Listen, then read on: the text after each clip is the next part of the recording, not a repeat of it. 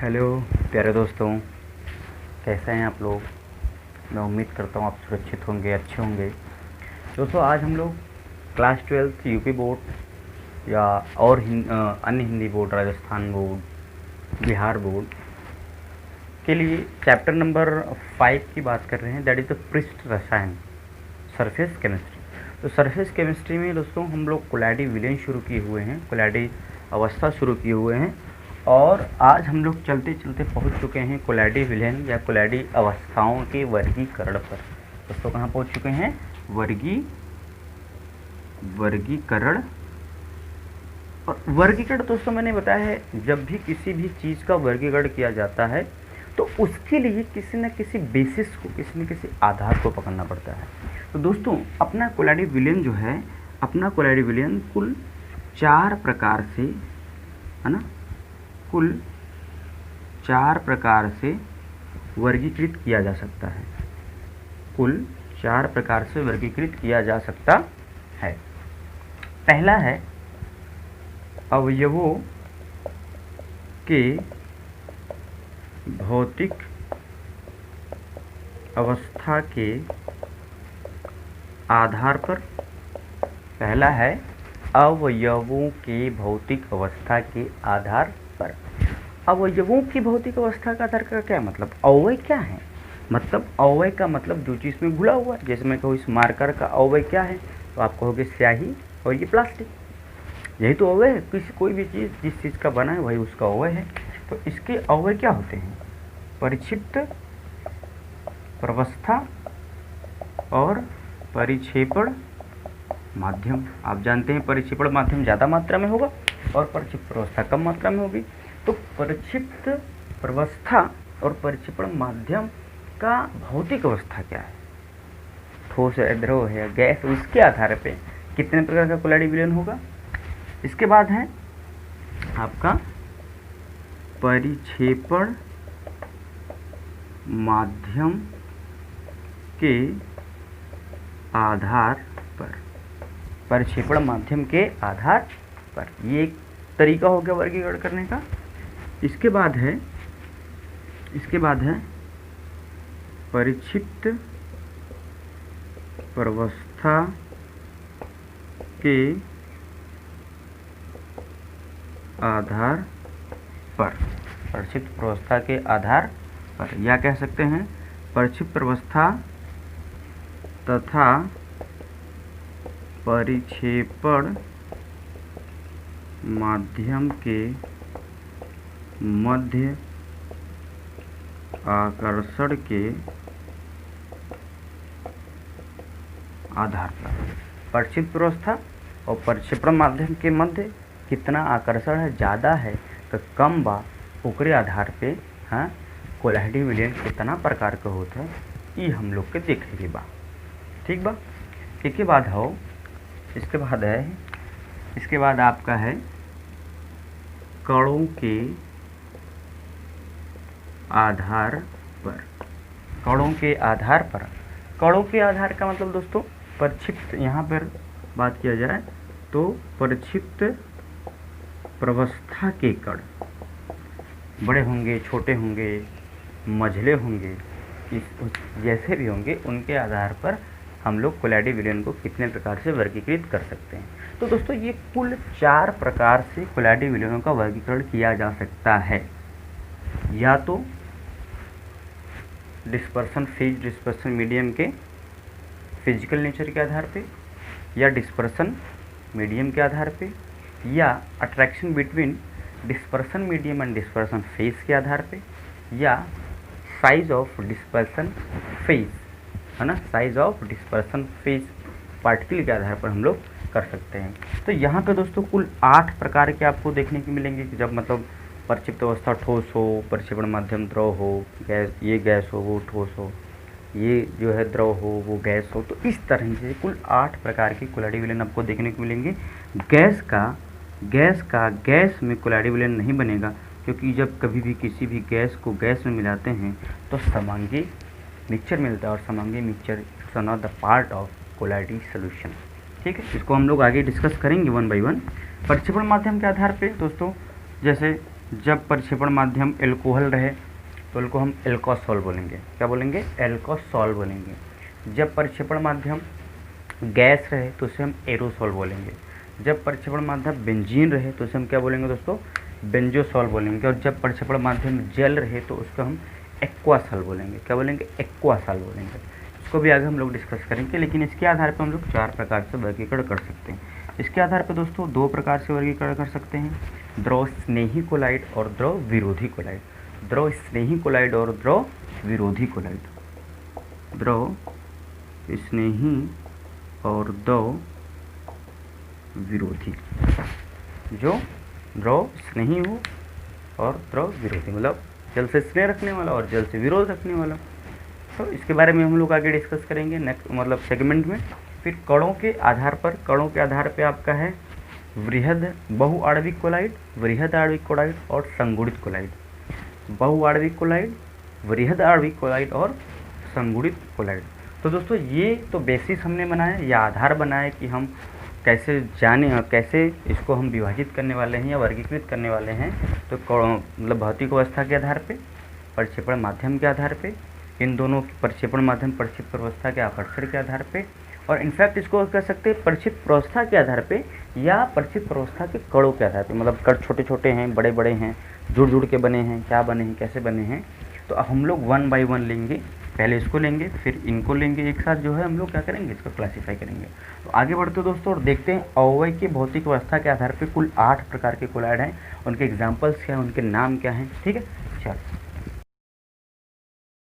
दोस्तों आगे बढ़ते हैं। यहाँ से आप देख सकते हैं कि कोलाइडी विलयन का वर्गीकरण जो है किस आधार पे हम लोग यहाँ पे लिए हुए हैं, अवयव की भौतिक अवस्था के आधार पे। जैसा कि मैंने आपको बताया कि किस आधार पे कोलाइडी विलयनों का वर्गीकरण किया जाता है, मतलब प्रक्षेपण माध्यम के आधार पे, प्रक्षिप्त प्रवस्था के आधार पे, और इसके बाद प्रक्षिप्त प्रवस्था प्रक्षेपण माध्यम दोनों को मिक्स कर दें, दोनों को मिक्स कर देते अवयव के, मतलब अवयव क्या है, प्रक्षेपण माध्यम और प्रक्षिप्त अवस्था है।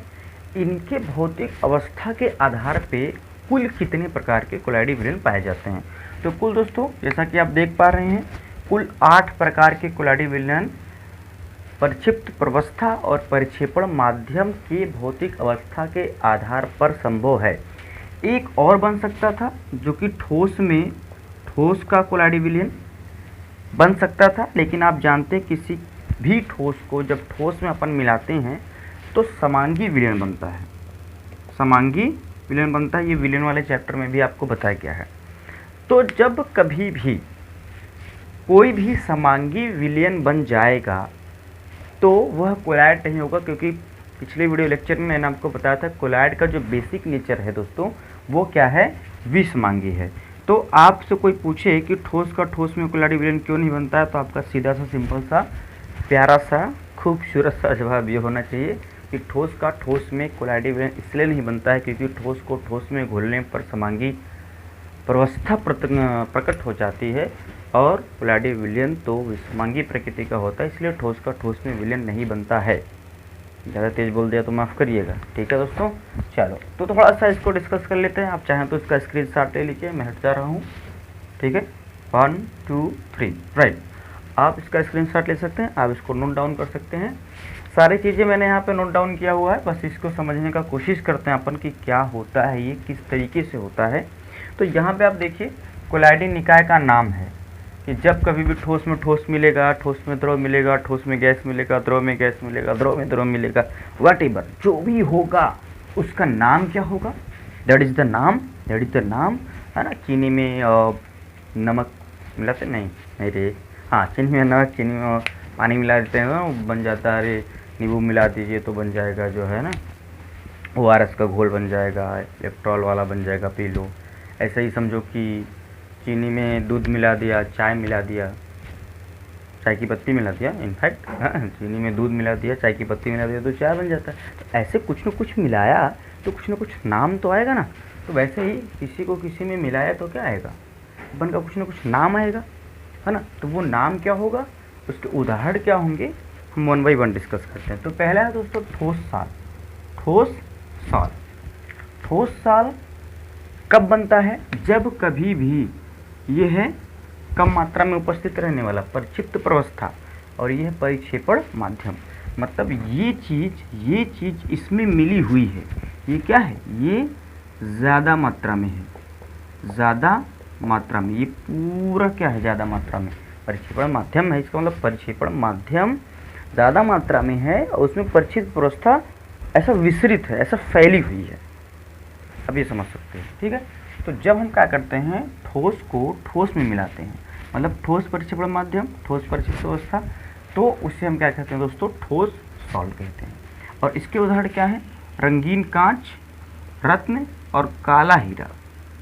यहाँ पे एक हीरे की वैरायटी है काला हीरा। रंगीन कांच, रत्न और काला हीरा, मतलब ठोस में ठोस मिला हुआ है, ठोस में ठोस मिला हुआ है। इसका एक एग्जाम्पल आप लिख सकते हैं, मिश्र धातु।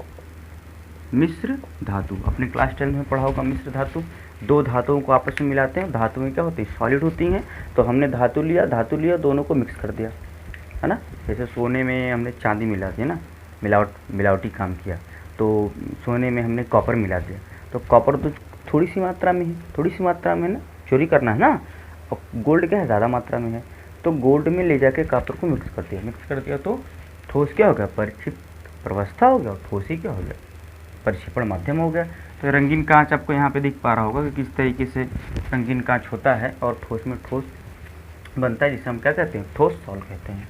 फिर दोस्तों जब क्या होता है, ठोस परिक्षेपण माध्यम रहता है, ये तीन ठोस है और ये तीन क्या है, द्रव, ये दो गैस है। जब ठोस क्या रहता है, परिक्षेपण माध्यम रहता है, और द्रव क्या रहती है, परिक्षिप्त प्रवस्था रहती है।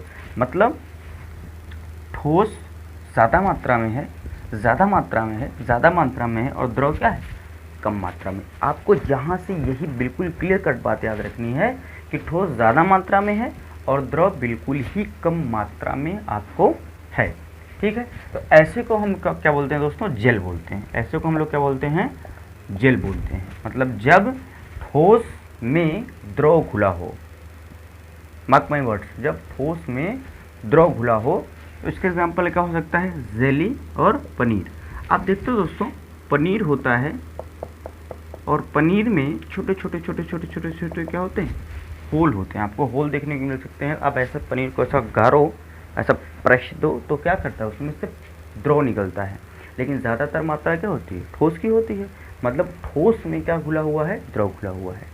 ठोस में क्या हुआ है, द्रव घुला हुआ है।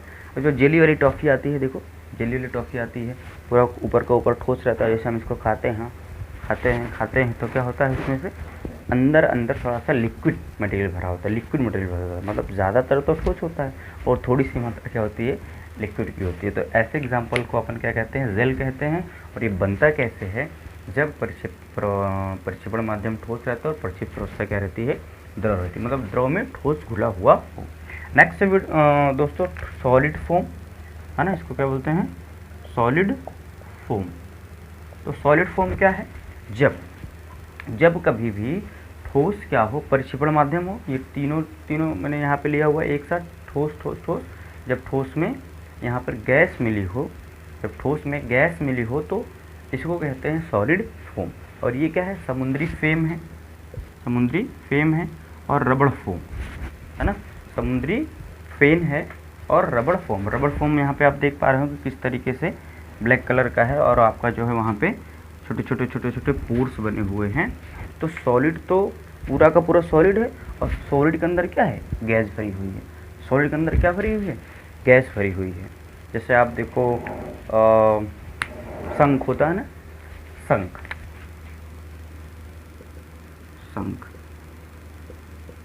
जो पंडित जी क्या करते हैं, शंख बजाते हैं, तो पूरा का पूरा क्या होता है, ठोस होता है, बड़ा सा होता है ना ठोस, और उसमें क्या भरा होता है, गैस भरा होता है। मतलब हवा रहती है, जब उसको फूंकते हैं तो पूजा के समय बाजती है ना, पूजा के समय बाजती है। तो ठोस क्या है, परिक्षेपण माध्यम है, और गैस उसमें है जो है परिक्षिप्त प्रवस्था का काम कर रही है। शंख, समुद्री फेन और रबड़ फोम इसके एग्जाम्पल्स हैं। इसके बाद वापस से यहाँ पे देखिए कि परिक्षेपण माध्यम क्या है, द्रव है। परिक्षेपण माध्यम क्या, मतलब द्रव में घुला हुआ है कौन सा, ठोस। मतलब द्रव की मात्रा ज़्यादा है और ठोस की मात्रा क्या कम है। ज़्यादा है ये और कम है ये, ऐसो को क्या बोलते हैं, सॉल्ट बोलते हैं। सॉल्ट क्यों बोला, क्योंकि सॉलिड और ये है लिक्विड, तो यहाँ से SOL चुराया और यहाँ से L, क्या बन गया, सॉल्ट। क्या बन गया, सॉल्ट। सॉलिड घुला हुआ है किसमें, लिक्विड में। सॉलिड घुला हुआ है, अच्छा घुला हुआ नहीं बोल सकते, कहते हैं डिस्पर्स है, फैला हुआ है, ठीक है। सॉलिड फैला हुआ किसमें, लिक्विड में। तो इसके एग्जांपल क्या हैं, स्टार्च प्रोटीन के जली विलयन। स्टार्च प्रोटीन के क्या हैं, जली विलयन, मतलब स्टार्च हो प्रोटीन के क्या हो, जली विलयन। या हम क्या कर दें, ये दूसरा एग्जांपल है धातु साल, मतलब किसी धातु को लिया और उसको पानी में क्या कर दिया, डिस्पर्स करवा दिया, घोल दिया। तो धातु तो सॉलिड था और पानी क्या था, लिक्विड था। पानी क्या था, लिक्विड था, धातु क्या था, सॉलिड था, घोल दिया तो क्या बन गया, सॉल्ट बन गया। और ऐसे सॉल्ट को हम क्या बोलेंगे, धातु साल। तो इसका दोस्तों एक एग्जांपल और होता है और वो है कोशिका द्रव। कोशिका द्रव्य क्या होता है, आप जानते हैं, कोशिका द्रव्य जो का पूरा लिक्विड है और उसी कोशिका द्रव्य में माइक्रोकॉन्ड्रिया, गोल्गी बॉडी, राइबोसोम, ये वो सारा चीज़ जो है अंडा, एंडोप्लाज्मिक रेटिकुलम, सारा चीज़ फैला होता है। तो कोशिका द्रव्य क्या है, द्रव है, और उसमें फैली हुई माइक्रोकॉन्ड्रिया, गोल्गी बॉडी, राइबोसोम, है ना, एंडोप्लाज्मिक रेटिकुलम, गोल्गी बॉडी, ये सब क्या है, सॉलिड है ना, छोटे छोटे क्या होंगे, सॉलिड होंगे। तो ऐसे में जो हमारा कोलैड बनेगा वो सॉल्ट बनेगा। क्यों बनेगा, क्योंकि वो द्रव में घुला हुआ है ठोस। इसके एग्जाम्पल यहाँ पे आपको दिख पा रहे हैं। फिर क्या दोस्तों, पायस है ना। पायस तो सबसे आसान है। पायस क्या है दोस्तों, सबसे आसान है। इसके बाद ये द्रव में जब द्रव घुला हो, द्रव में जब द्रव घुला हो तो ऐसे को हम क्या कहते हैं, पायस कहते हैं। इसका एग्जाम्पल है दूध या जल में तेल। दूध में क्या होता है, जल में तेल, इस तरीके से आप कह सकते हैं घुला हुआ है। तो दूध भी और जल में तेल, ये क्या है, द्रव में द्रव घुले हुए हैं, उसको क्या अपन बोलते हैं, पायस। अच्छा याद रखना दोस्तों, यही दोनों इम्पॉर्टेंट है, आगे हम इन्हीं की बात करेंगे। पायस अब एक प्रकार से समझ लीजिए आपके सिलेबस से हट चुका है, वर्तमान सिलेबस में जो 2021 के लिए एग्ज़ाम देना है, तो सॉल्ट के बारे में ही बात करेंगे। सॉलिड जब लिक्विड में घुला हो तो कैसे बनाते हैं, कितने प्रकार का होता है, वो नेक्स्ट वीडियो लेक्चर में हम लोग बात करेंगे। फिलहाल यहाँ पर सॉल्ट क्या है मैंने आपको बता दिया इस तरीके से। पायस क्या है, जब द्रव में द्रव खुला हो। फिर इसके बाद अगला है जब द्रव में क्या हो, गैस खुला हो, मतलब द्रव परिक्षेपण माध्यम हो और गैस प्रक्षिप्त अवस्था हो। जब द्रव में गैस खुला हो तो ऐसे को अपन क्या बोलते हैं, झाग बोलते हैं। और इसका एग्जाम्पल है साबुन के झाग, बियर का झाग, कोको कोला का झाग इत्यादि क्या हैं, झाग के एग्जाम्पल हैं। और झाग बनता है कैसे है, जब प्रक्षेपण माध्यम मतलब ज़्यादा मात्रा में द्रव रहे और कम मात्रा में क्या है, झाग रहे। तो इनके झाग और इनके झाग तो आपने जनरली देखा होगा, कुछ लोग इसके भी झाग को देखे होंगे, है ना। तो जब इसमें से जो झाग निकलता है वो एक्चुअल में द्रव में घुला हुआ गैस का एग्जाम्पल होता है। ठीक है दोस्तों। फिर यहाँ पे आपका आता है एरोसॉल। एरोसॉल जब परिक्षेपण माध्यम गैस रहे तो उसे अपन क्या बोलते हैं, एरोसॉल बोलते हैं। जब परिक्षेपण माध्यम गैस रहे तो इसे क्या बोलते हैं, एरोसॉल बोलते हैं। देखिए गैस परिक्षेपण माध्यम में यदि ठोस घुला हुआ है, गैस परिक्षेपण माध्यम में ठोस घुला हुआ है मतलब कम मात्रा में, तो ऐसा एग्जाम्पल क्या हो सकता है, धुआं धूल। धुआं धूल मतलब ठोस जो है पूरा का पूरा हमारा यहाँ पे वातावरण में देखिए धूल फैली हुई है, छोटे छोटे पार्टिकल हैं, और पूरे वायुमंडल में क्या है, गैस है। तो गैस तो ज़्यादा मात्रा में है तो क्या हो गई, ये प्रक्षेपण माध्यम हो गई, और धूल उसमें है, धूल उसमें फैली हुई है, इसलिए प्रक्षिप्त अवस्था हो गई, और इसका जो नाम हो गया वो क्या हो गया, एरोसॉल हो गया। मतलब एरोसॉल कब कहेंगे, जब गैस में ठोस खुला हुआ होगा, उसका एग्जाम्पल है धुआं और धूल। फिर इसके बाद है जब गैस में द्रव खुला होगा, तो इसके हम सिंपल एरोसॉल बोलिए या द्रव एरोसॉल बोलिए, है ना। द्रव एरोसॉल मतलब क्यों, क्योंकि गैस में द्रव घुला हुआ है। तो इसका एग्जांपल है बादल, कोहरा, कुहासा। बादल, कोहरा, कुहासा मतलब आप कोहरे में देखते हो, कोहरे में क्या है, द्रव है, छोटे छोटे ड्रॉपलेट्स होते हैं, बूंदें होती हैं, किसमें घुली हुई हैं, वातावरण में घुली। वातावरण में क्या है, गैस है, तो गैस में घुला हुआ द्रव, गैस में घुला हुआ द्रव, और इसको क्या कहेंगे, बादल। इसका एग्जाम्पल है कोहरा या कुहासा। तो दोस्तों ये था अवयव की भौतिक अवस्था के आधार पे मतलब अवयव के भौतिक अवस्था के आधार पे क्या था, ये वर्गीकरण था, वर्गीकरण था। मतलब यहाँ पर मैंने क्या कहा, ये कि क्या क्या नाम है इसका, प्रक्षिप्त प्रवस्था कौन है और प्रक्षेपण माध्यम कौन है, कौन है रे, हाँ, प्रक्षिप्त माध्यम कौन है, प्रक्षेपण प्रवस्था कौन है, इसके उदाहरण क्या हैं। इसको मैंने इस तरीके से समझाने की कोशिश की। आप क्रम बदल बदल के समझ सकते हैं, लेकिन बातें वही हैं, आप इमेजिनेशन बनाइए, याद रखिए। ठीक है दोस्तों, अब आगे नेक्स्ट वीडियो लेक्चर में कोलॉइडल विलयन के और शेष प्रकारों की बात करेंगे, जो कि मैंने आपको पहले भी डिस्कस किया था, किन किन आधारों पर वर्गीकरण करते हैं। Till then, thank you, bye bye.